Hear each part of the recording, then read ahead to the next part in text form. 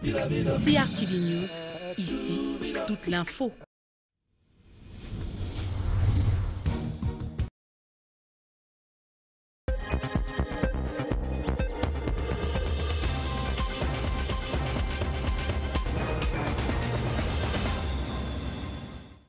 Mesdames, Messieurs, bonsoir. Voici les titres du journal. Croisade contre les armes légères, l'Afrique organise la bataille.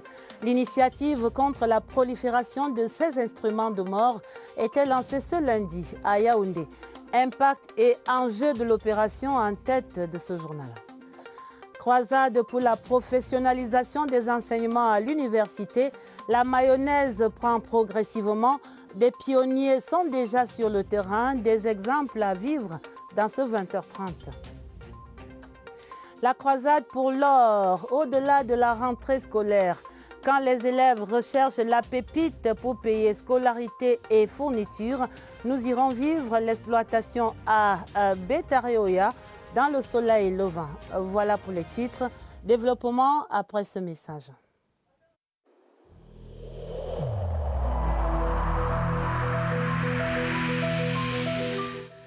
Il est essentiel que les mesures qui ont été indiquées soient absolument respectées par chacun de nous. Lavez-vous régulièrement les mains à l'eau et au savon ou à l'aide d'un gel hydroalcoolique. Restez à au moins 1 mètre de distance des autres personnes, surtout si elles toussent, éternuent ou ont de la fièvre. Si vous avez de la fièvre, de la toux ou des difficultés à respirer, consultez un médecin.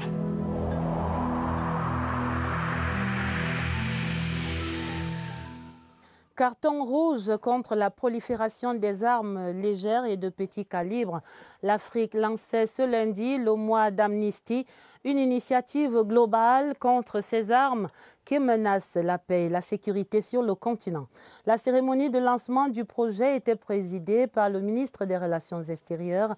Notre reporter Séverin Alégambélé raconte ici cette levée de bouclier contre les violences armées sur le continent. La nature du problème de la circulation illicite des armes légères et petit calibre explique la mobilisation du corps diplomatique et de toutes les administrations concernées par la sécurité à la cérémonie de lancement officiel au niveau du Cameroun du projet Septembre 2020, projet dit mois d'amnistie en Afrique. Une initiative de l'Union africaine qui vise à réduire la violence armée sur le continent en renforçant les outils de diplomatie préventive. La profondeur de ce projet a été relevée dans la prise de parole du ministre des Relations extérieures devant ses collègues du gouvernement et bien d'autres invités. Il est question de faire taire les armes en Afrique et jeter les bases d'un développement durable. Notre pays a adopté une loi en 2016 et cette loi est venue nous rappeler l'engagement résolu du Cameroun à renforcer son architecture sécuritaire. Le projet Septembre 2020 au Cameroun prévoit plusieurs activités à Yaoundé et dans plusieurs régions du pays durant la période d'octobre à décembre de cette année. Ces activités comprennent des ateliers de sensibilisation des chefs traditionnels et des forgerons sur la loi de 2016 portant un régime général des armes et munitions au Cameroun. Le Cameroun qui se réjouit d'abriter cette initiative, une opération qui devrait aboutir au renforcement des législations et des contrôles contre ces armes légères et de petit calibre, des instruments de guerre qui sèment la mort depuis plus de 4 ans maintenant dans les régions du nord-ouest et du sud-ouest Cameroun. Augustin Guizana. Le Cameroun subit les ravages de la circulation des armes légères. Depuis 2016, des Tchapfoum, de l'appellation des armes légères de fabrication artisanale, tournent dans les régions du nord-ouest et du sud-ouest.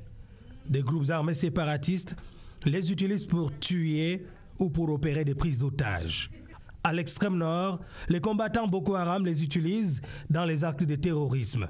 Conséquence, le flux massif des populations. Des morts par dizaines de centaines. Ça me fait pleurer. On voit que les choses changent. Le gouvernement fait quelque chose. L'urgence d'une lutte énergique est signalée. La fermeture des armureries dans les régions du nord-ouest et du sud-ouest par le ministre de l'Administration territoriale ou encore le démantèlement du site de fabrication des armes par les forces de défense et de sécurité comme en Konsamba ne suffisent pas. La victoire sur le terrorisme va passer par la synergie des forces entre les éléments de force, de défense et de sécurité et la population. Si dans certaines régions du Cameroun, l'usage des armes de petit calibre est une tradition, l'usage de ces fusils aujourd'hui prend une proportion inquiétante. Le circuit mérite d'être fermé.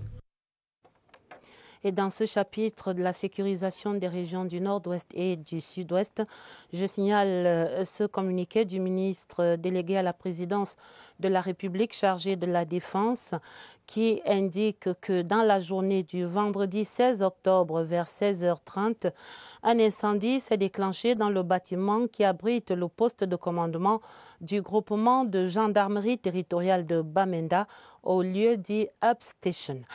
La prompte intervention des sapeurs-pompiers, appuyée par les éléments de la gendarmerie nationale et les populations riveraines, a permis de circonscrire les flammes et de maîtriser entièrement le feu vers 19h.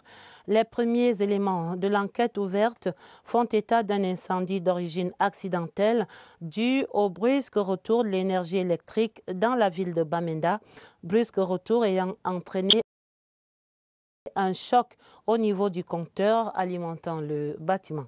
Les éléments de l'enquête actuellement disponibles laissent clairement établir que cet incendie n'avait aucun rapport avec la situation sécuritaire qui prévaut dans la ville de Bamenda, cette situation qui est au demeurant en nette amélioration depuis le lancement de l'opération Bamenda Clean. Le ministre délégué à la présidence chargé de la Défense renouvelle les encouragements du chef de l'État, chef des forces armées, à l'ensemble des forces de défense et de sécurité et rassure la population de la poursuite quasi normale de l'activité et de la formation de gendarmerie concernée, sa capacité opérationnelle n'ayant véritablement pas été entamée. C'est signé par le capitaine de frégate Atonfangemo Cyril à ce cabinet du ministre de la Défense ici à Yaoundé. Autre chose à présent dans le journal, nous parlons de la rentrée universitaire 2020 qui entrait dans le vif du sujet ce lundi avec le début effectif des cours, occasion pour la rédaction d'ouvrir le dossier sur la professionnalisation des formations universitaires. Et question ce soir à Barbara Padjama, que recouvre exactement ce concept de professionnalisation dont on parle au Cameroun depuis 2013 à travers universités publiques et privées. Sa réponse. En 2013, la politique de formation fait la part belle à la professionnalisation. Les filières se sont éclatées et les enseignements spécialisés. Tenez par exemple en licence pro. La logistique et transport a fait son entrée. L'entrepreneuriat et développement des PME aussi. Dans les cycles Master 1 et 2, la spécialisation est plus affinée et offre toute une plaquette de débouchés. L'étudiant peut envisager de devenir banquier ou ingénieur en système d'information et numérique, ou même alors faire dans l'économie de l'environnement ou développement rural et agriculture. La liste est densifiée. Nous avons des spécialistes en handicapologie qui s'intéressent effectivement à tous les cas de handicap et qui forment des gens qui peuvent prendre directement en charge les personnes qui vivent avec un handicap. Les universités sont dans une dynamique triptyque, métiers, compétences, formation. En plus des stages d'incubation, elles ont ouvert des partenariats avec les chefs d'entreprise pour diriger les cycles, licences et master pro, d'après une source de l'université de Yaoundé 2. C'est officiel, l'enseignement supérieur a bien négocié le tournant du parcours professionnel. Transformer les bases théoriques que nous avons, que nous donnons aux apprenants, en bases pratiques directement utilisable par la société. Aujourd'hui, l'offre académique apporte des réponses concrètes aux exigences professionnelles.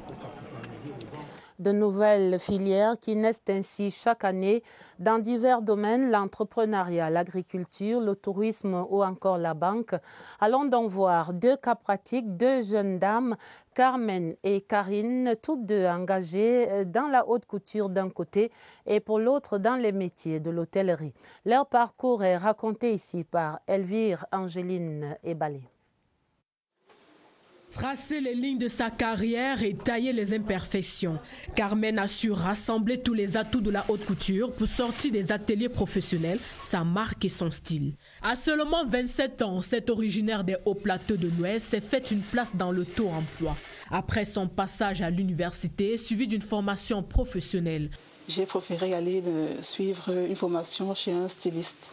Je voulais me mettre directement à la pratique. L'avantage d'être à son propre compte, c'est que tu es autonome.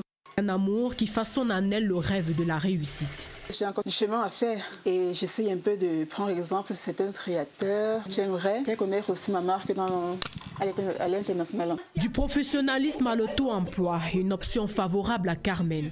Une génération ambitieuse aux couloirs différents. Karine a su s'insérer dans l'hôtellerie-restauration. Cette ancienne étudiante a opté pour une formation professionnelle. Son diplôme, la clé de son insertion sociale. C'était un travail que j'ai aimé depuis 4 ans. J'ai continué à faire le jus de fruits ici. Je sais les clients. Je vais le matin. Il y a des fois que je aide à me faire le ménage. Et il y a des fois aussi que j'aide à la cuisine. D'une fille du Nord-Ouest, son amour pour son métier l'aide à transformer ses obstacles en opportunités. Pour ces deux jeunes dames, le pari est presque gagné grâce à leur professionnalisation. L'espoir est celui d'une notoriété qui viendra au fil du temps. Et on le voit, plus qu'un concept creux, cette professionnalisation des formations universitaires est désormais une réalité au Cameroun. Et pour mieux répondre aux besoins du marché de l'emploi, les institutions académiques font appel de plus en plus aux entreprises ou encore à la diaspora. C'est le cas par exemple à la faculté des sciences économiques et de gestion à l'université de Yaoundé 2 à Soa. Franck Evina est allé voir cela de près. Regardez. Faculté des sciences économiques et de gestion de l'Université de Yaoundé 2, des milliers d'étudiants, une multitude de filières professionnalisantes. On offre des formations dans le domaine de la banque, dans le domaine, n'est-ce pas, de la comptabilité, dans le domaine, n'est-ce pas, de la gestion des villes avec la décentralisation qui crée des besoins en termes de formation, en termes de spécificité. Dans une approche participative, des entreprises et organisations patronales donnent de la cote aux produits de cette faculté. Le JICAM qui a manifesté son intérêt, nous avons des entreprises publiques aussi, l'agence de promotion de la PME, etc. C'est vraiment, on a été agréablement surpris de constater cette adhésion. On va certainement aboutir à la signature des conventions. Une approche personnalisée est aussi en vue avec les formations à la carte.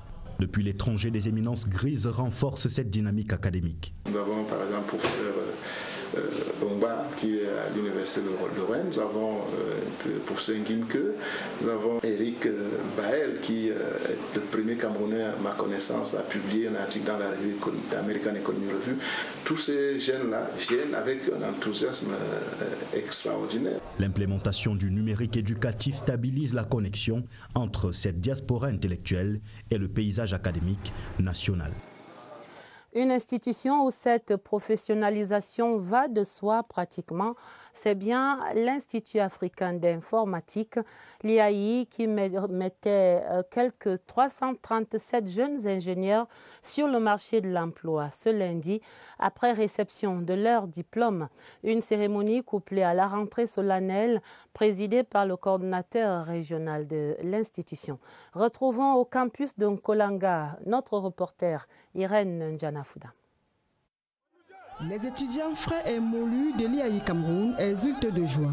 Le diplôme est dans la poche. Avec juste le cursus que l'IAI m'offre, ça me permet de travailler dans des structures importantes. On peut déjà commencer des petits boulots qui peuvent nous aider à acquérir davantage de l'expérience professionnelle. J'explore plusieurs avenues.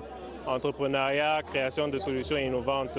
Ces produits finis qui arrivent au bout de leur peine, après 3 ans de dur labeur, ont désormais le profil de l'emploi. Les lauréats sont suffisamment armés pour pouvoir affronter l'avenir. L'objectif de IAI, c'est de former des étudiants qui peuvent se mettre à leur compte. Des finissants qui passent le témoin à d'autres apprenants en ce début d'année académique hors du commun. Nous allons essayer de faire en sorte que les cours se déroulent de façon optimale avec une méthode hybride, mi-présentielle, mi-distancielle. Des temps forts suivis en ligne par près de 20 000 internautes.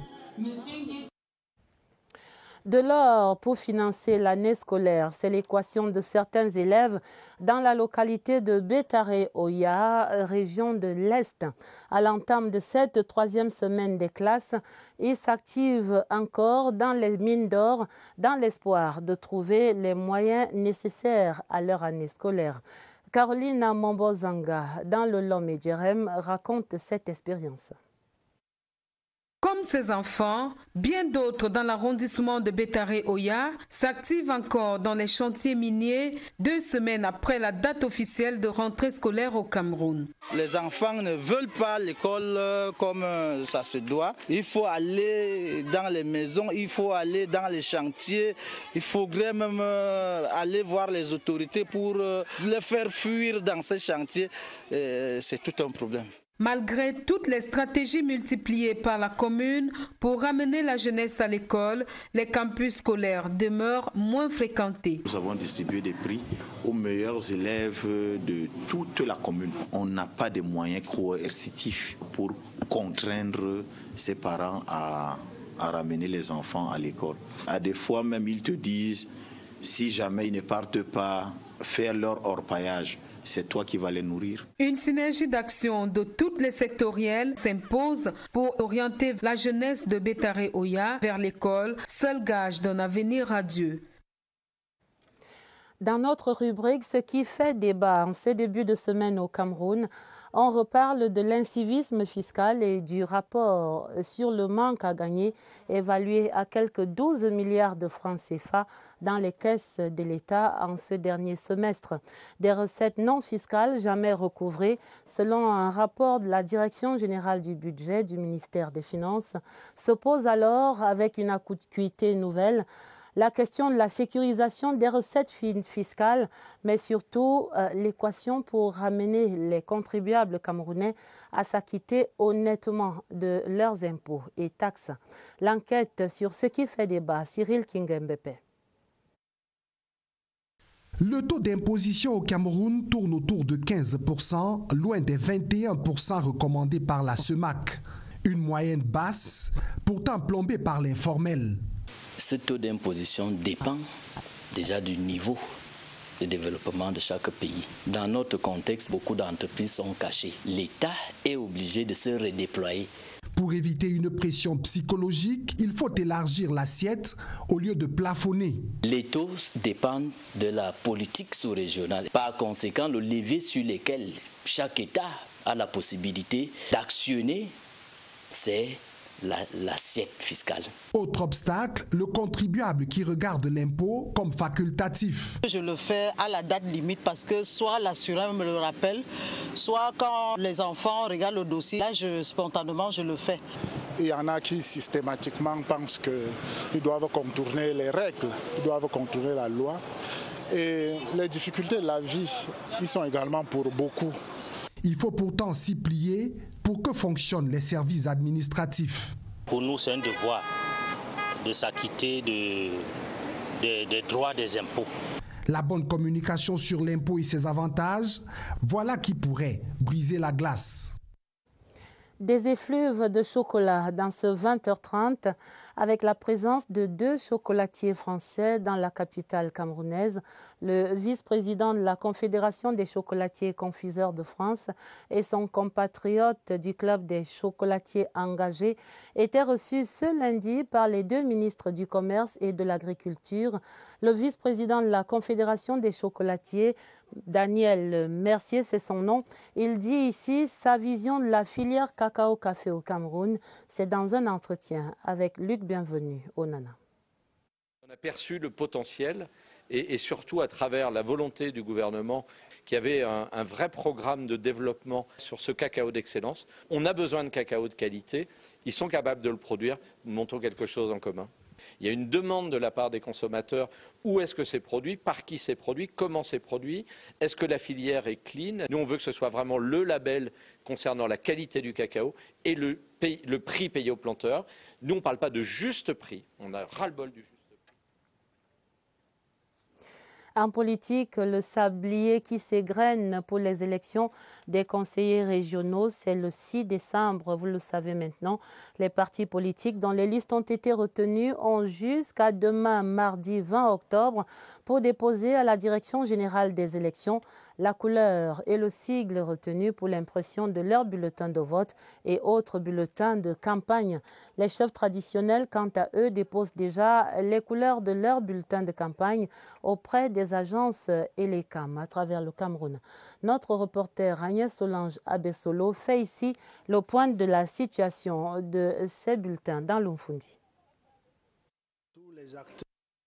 Toutes les listes présentées dans le département du Mfundi ont été retenues à l'issue du contentieux électoral. Sa Majesté Abanda Pi, chef traditionnel du 2e degré à Moyo, dans l'arrondissement de Yaoundé 4e, conduit une liste de candidats acceptés. Il s'agit donc fondamentalement de préserver une certaine éthique. Et l'éthique permet à l'homme de s'élever. En effet, les chefs traditionnels qui constituent le 2e collège électoral du scrutin déposent leur choix de couleur uniquement auprès des agences départementales et les CAM. On continue le toilettage des listes électorales. Les bureaux de vote ont déjà été choisis. Donc il s'agira pour l'Umfundi d'avoir 2 sites, un pour les chefs traditionnels et un pour les conseillers et municipaux. Les partis politiques également ont jusqu'à ce mardi 20 octobre pour déposer les sigles et les couleurs choisies pour leur bulletin de campagne et de vote au siège des LECAM cette fois. Les autres articulations concernant la période avant campagne seront détaillées ce même mardi au cours de la 4e session de plein droit du Conseil électoral.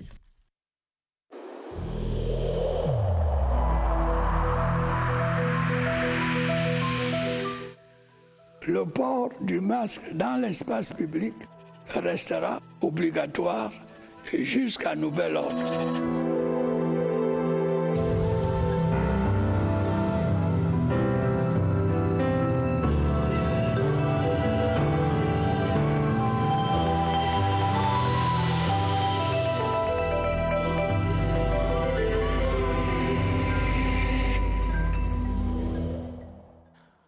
En santé, l'OCEAC, l'Organisation de coordination pour la lutte contre les endémies en Afrique centrale, entend améliorer la prise en charge des maladies tropicales négligées comme cette maladie de dengue ou encore le chikungunya. Des préoccupations qui étaient examinées ce lundi au cours d'une réunion au siège de l'OCEAC ici à Yaoundé.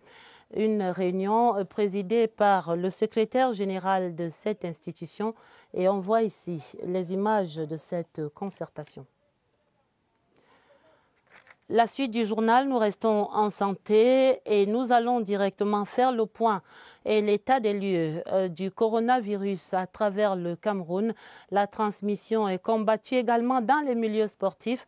En football, par exemple, la FIFA a rendu public les termes des matchs et les conditions pour les matchs internationaux.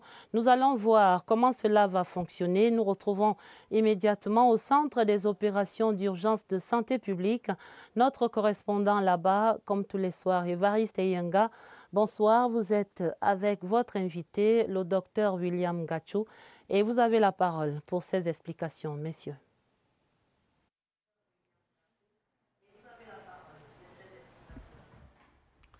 Bonsoir Adèle, les Lions indomptables ont déjà bonne idée du fonctionnement des protocoles sanitaires mis en place par la FIFA, la Fédération internationale de football, l'association pour avoir participé le 9 octobre dernier à une rencontre amicale qui les opposait au Japon.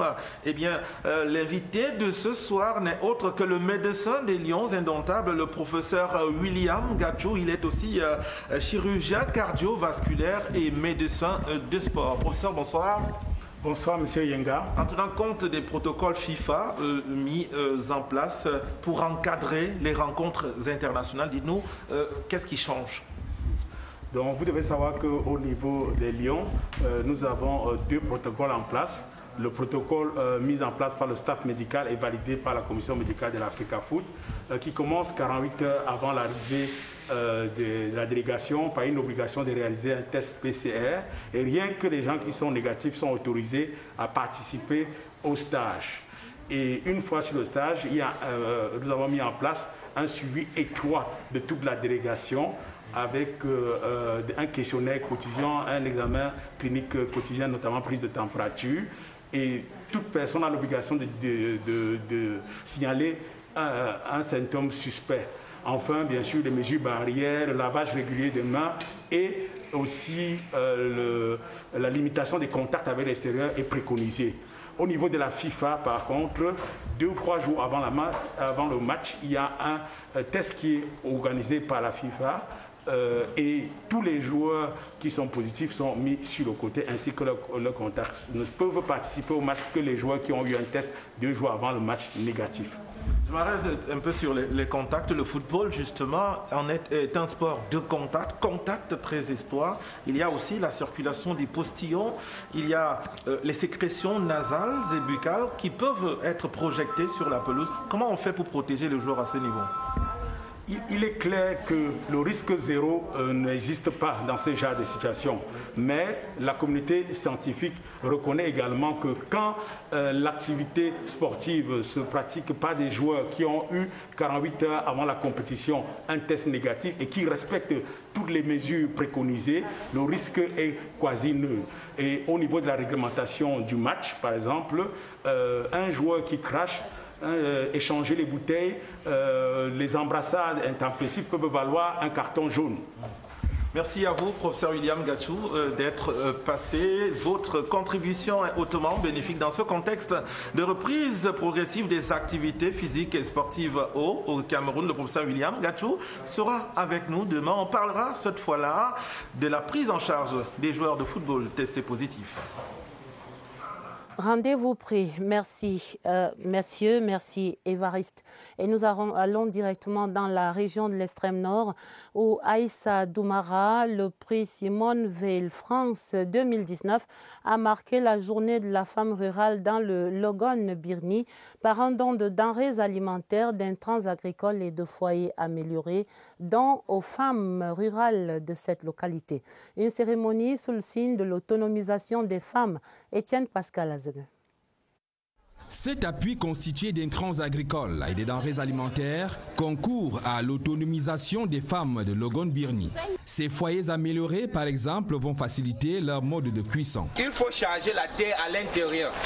Et quand cette terre-là chauffe, ça conserve l'énergie. Et même sans bois, vous pouvez voir le repas continuer à cuire normalement. Le don de l'association que dirige Dame Aïssa Doumara contribue également dans la lutte contre les violences faites à cette couche vulnérable du département du Logone.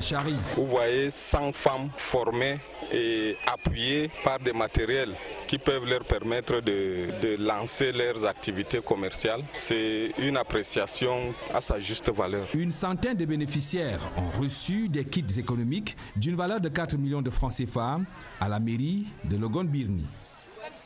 La CRTV primée Go Africa Initiative Cameroun salue l'excellence managériale et professionnelle de notre office, l'ONG qui remettait ce lundi 2 distinctions au directeur général Charles Ndongo et à ses collaborateurs.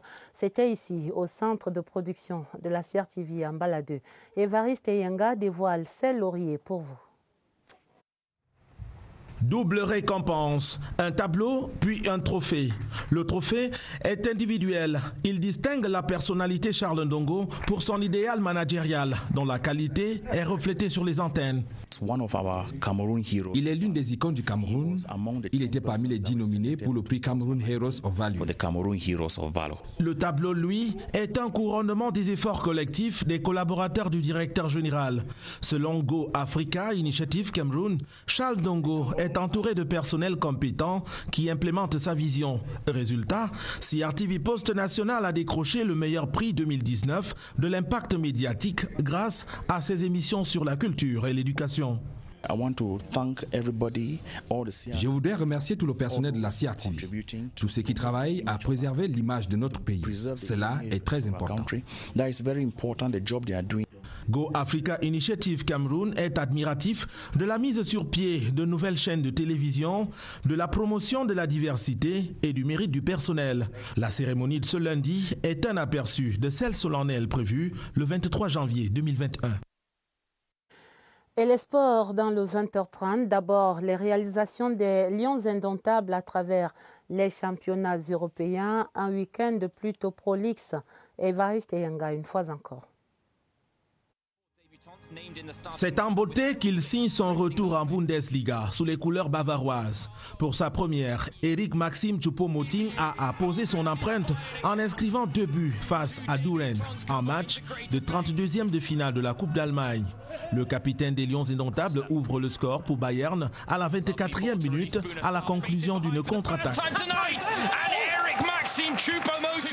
À l'entrée du dernier quart d'heure, l'attaquant enveloppe une balle fuyante qui scelle son doublé et la victoire 3-0 du Bayern de Munich. À l'absence de la VAR, Choupo n'aura pas son 3e but sur cette louchette sauvée derrière la ligne de but. Le Camerounais est aussi à l'origine du pénalty transformé par Thomas Müller, son coéquipier. Choupo est sacré homme du match. Il a aussi été auteur d'un doublé le week-end. Karl Toko Ekambi, la victoire de Lyon dimanche en déplacement à Strasbourg, porte la double signature du Camerounais qui touche les filets à la 25e minute avant de récidiver à la 42e sur une passe décisive de Memphis Pepe. Sport encore avec la suite de la tournée du ministre des Sports et de l'Éducation physique. Ce lundi, Narcisse Mouelle-Kombi était à l'escale de Yaoundé après le sud-ouest et le littoral la semaine dernière. À Yaoundé, il a notamment déploré la détérioration avancée du stade militaire dégradé par le dispositif anti-Covid-19 qui est maintenant démantelé. Voici les appréciations du ministre des Sports à ce sujet dans une interview avec Germain Noël-Essengé. Ces dégradations sont significatives, mais elles ne sont pas irréversibles. Cela veut dire que l'on peut réparer. Et nous sommes là, justement, pour chercher, à travers une évaluation sommaire, exhaustive et profonde, qui sera faite par les experts et que nous avons déjà commandée. Nous sommes là pour rechercher les solutions idoines, les plus appropriées et les plus urgentes pour procéder à la réhabilitation de cette aire de jeu qui avait déjà été validée par la CAF.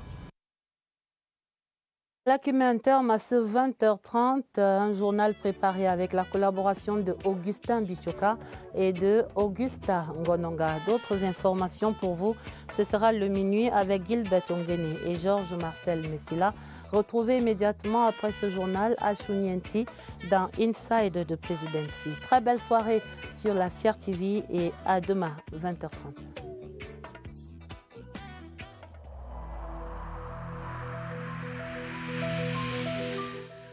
Évitons de stigmatiser ceux qui sont atteints par la maladie.